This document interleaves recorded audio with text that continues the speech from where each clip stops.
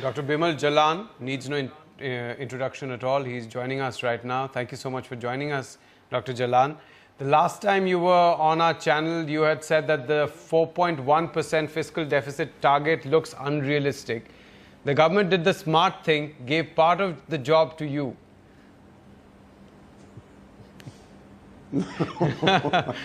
Does it think so? No. Does it look a little bit more realistic now?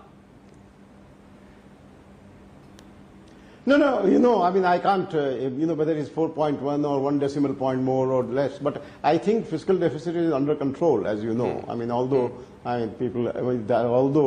have been reports that 70% of the revenue deficit already there and so on, but that was the case last year also. So I believe that the fiscal deficit target would be in the range that we are talking about. I mean, it may not be exactly 4.1 or 4.3, but within that sort of range. And it doesn't matter whether it's a decimal point here or there. So I wouldn't put too much importance on it. You have, knowing your history, you're not someone who's put a lot of store on fiscal deficit itself, right? For you, it's much more the quality of that deficit which is important. No, fiscal deficit, within a certain range, it is of course important. I mean, if you had a fiscal deficit of 17%, it's very different from having fiscal deficit of 5%. And so the fiscal deficit is important, and just creation of money doesn't help. I mean, that all of us know, in giving you development, in giving you growth, or in containing inflation. So a reasonable level of fiscal deficit in our country is okay. But whether it is 4.6, 4.7, 4.1, I mean, I don't think we should worry too much about it. The most important thing is revenue growth, where the expenditure goes. And in our country, a big problem, as you know, is that we spend, say, 4 rupees or 3 rupees 65 paise to deliver 1 rupee to the poor.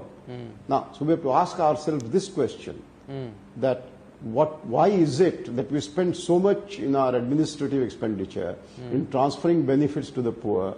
Why is it that we have so many subsidies, 60, 70 subsidies, and 40, 50% of which is diverted according to Planning Commission report? This is not my view. So, we have to do something. So what is the way out? You were saying that 3.65 rupees, 1 rupee goes to the poor. How does one solve that problem? Are you saying that one should reduce subsidies, or are you saying that use the entire amount but use it well? No, but you have direct benefit transfer. I mean, now the great advantage is that you have Aadhaar cards, which are 800 million or something. It would be so in a year or two, and it is possible for you to have direct bank transfers, and for benefit to the poor or for whoever you want to do so. And it need not be the individual per se. It can be the ration shop, for example. All right. I mean, that will reduce costs. So there are various ways of reducing costs, and we can do it. Dr. Jalan, one of the arguments against direct benefit transfer has been that it is almost like giving cash in the hands rather than product. Now, product, when you give grain at a fixed price, you don't push up costs. Here you don't have an inflationary impact. When you give cash, the grain is still being sold in the open market. You are actually asking people to take that cash and go and buy the product, which pushes up the product prices. No, but I mean, there are always these trade-offs and conflicts and so on. You can buy grain and then sell it in the market, and have cash. And what do you do with that cash? You see, what I mean is that we have to do something to make it efficient. We have to do something to reduce our administrative costs in transfer. We will reduce something to reduce corruption and diversion in our public benefit services. And it may take a little while. It may take some administrative reforms. Use the new technology to get it done. And it may take some time, but I believe that it can be done. In your own assessment, out of that, that you were saying that one has to spend 3 rupees 65 paise to benefit the poor by just 1 rupee. How much of it is actual administrative cost? Because, corruption is something which is a big problem, difficult to stop overnight. Administrative cost is something perhaps you can reduce slightly faster. No, the two are related by it. And the more complex the administration, the more the chances of corruption. And it's not only that people in the government are corrupt. I mean, those who are trying to benefit from it are also those who may like to, get their way through by, passing on some money here or there. No, what I'm trying to get to you is that we have to reform the system as a whole. And it can be done if we use the new technology. If we use, for example, you take the, why is it that the central schemes are implemented at the center, then the states, it goes to the state, then it goes to the district, then it goes to the panchayat, then it goes to the delivery system. I mean, why can't it be that we have a much more direct benefit system for the poor? And similarly, subsidies. We have 60 subsidy schemes for the benefit of the people. Now, it is possible that some of them can be merged together. And it's being talked about, by the way. I must tell you that the government is thinking about it. And that's very good. And so we reduce the number of schemes. We try and devolve it to states. And we try and make sure that technology is used to the best benefit. There will still be some errors. But they won't be 3 times the amount of money that you pass on. Okay, Dr. Jalan, I'm going to ask you to wear your hat, not so just can, as... I mean, Yes, sorry, go ahead, sir. No, beg your pardon? No, I wanted you to, we were asking you questions. So.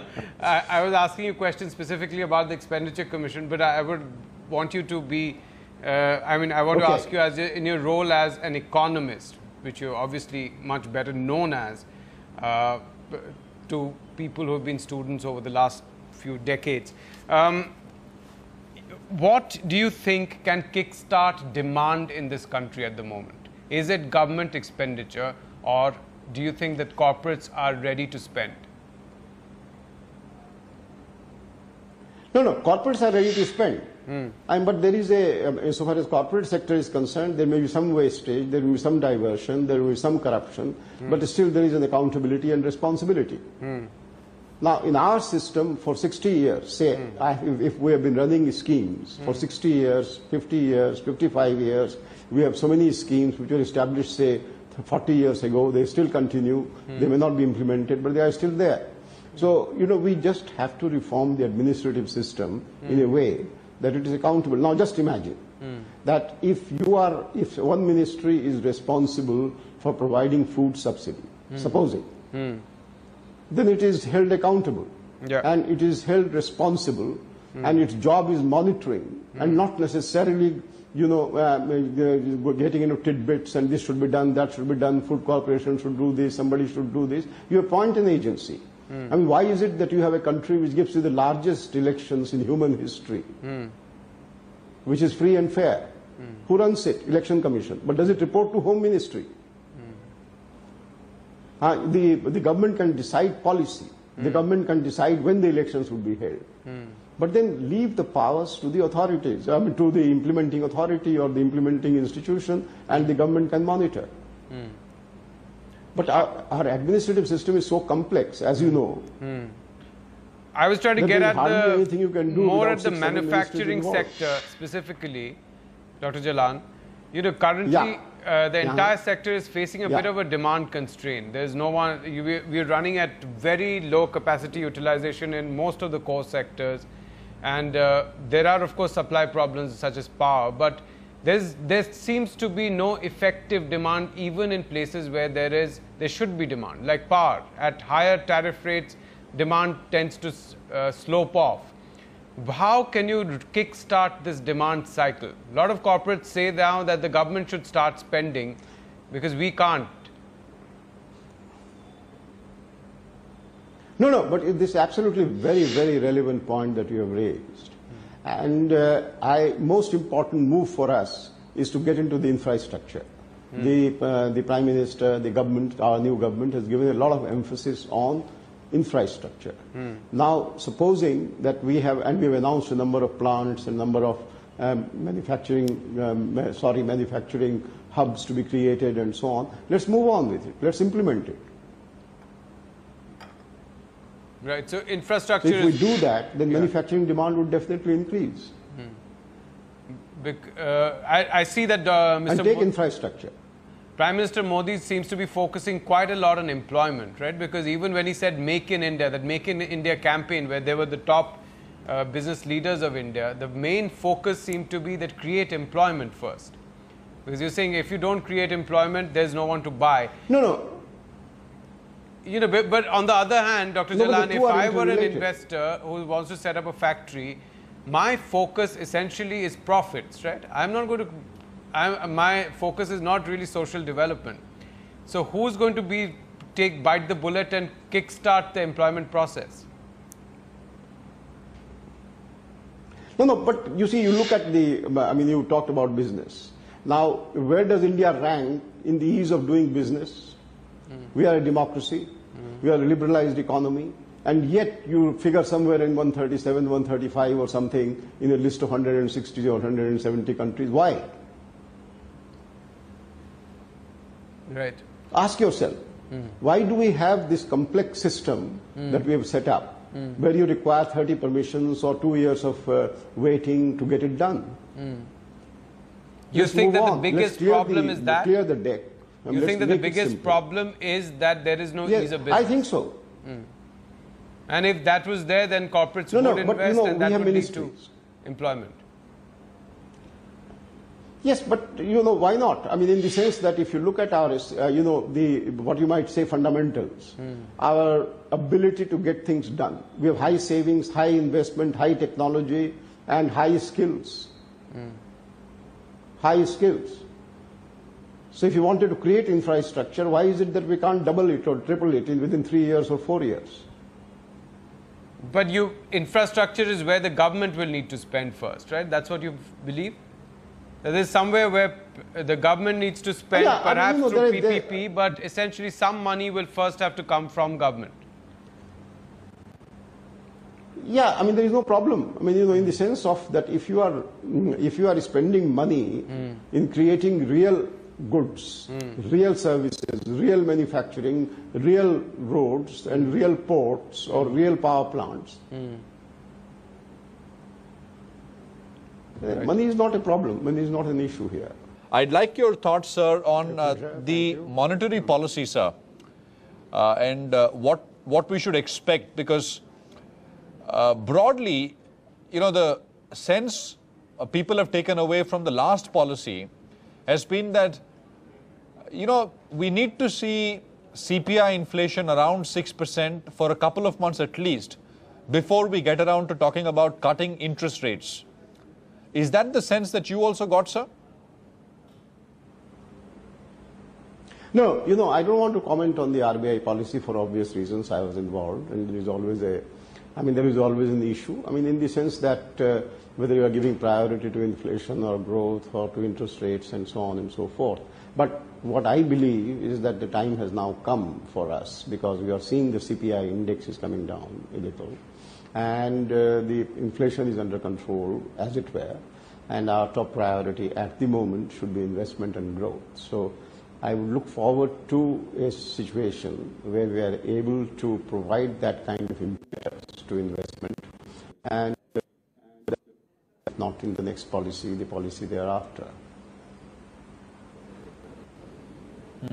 No, I'm just saying the situation is much better on the.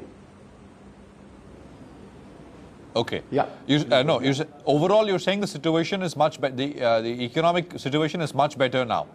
That is what you're saying. Yeah, of course. Yeah. Right. Deficit, fiscal deficit. If you look at all these figures, which were.